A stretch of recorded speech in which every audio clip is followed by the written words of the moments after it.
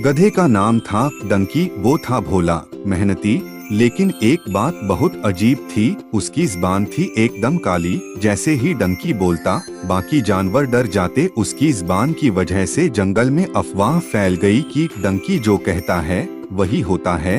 एक दिन डंकी ने कहा, लगता है कल भारी बारिश होगी। और सच में अगले दिन जबरदस्त बारिश हुई। अब सब जानवर डर गए। डंकी की काली ज़बान शाप देती है। तोता मिट्ठू डरते हुए बोला, डंकी कुछ भी मत बोलना, नहीं तो अनर्थ हो जाएगा। डंकी दुखी हो गया, उसने तो यूं ही कहा था।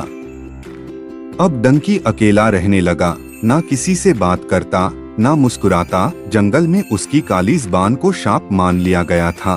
फिर एक दिन जंगल में बाघ आया, उसका नाम था बबर। वह शिकार के लिए आया था। सभी जानवर डरकर छुप गए। बबर बाघ बोला, जो मुझे खाना देगा वही जिंदा रहेगा। जंगल में खौफ छा गया।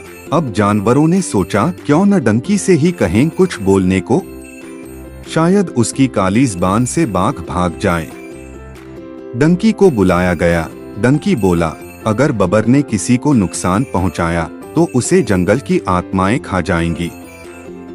बबर हंसा, क्या मजाक है ये। लेकिन जैसे ही बबर ने अगले दिन हिरण का पीछा किया, एक पेड़ गिर पड़ा उसके सामने और वो बुरी तरह घायल हो गया। अब बाघ डर गया। बबर चिल्लाया, मुझे माफ कर दो, मैं यहाँ से जा रहा हूँ। और वो जंगल छोड़ भाग गया। पूरे जंगल ने चैन की सांस ली। अब सारे जानवर डंकी को जंगल का भविष्यवक्ता कहने लगे।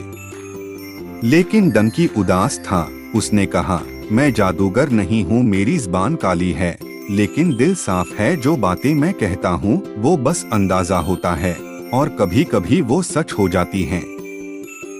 सब जानवर चुप हो गए। एक बूढ़ा उल्लू सामने आया, उसका नाम था ज्ञानीलाल। वो बोला, असल में डंकी में एक खासियत है, वो प्रकृति के इशारे समझ लेता है।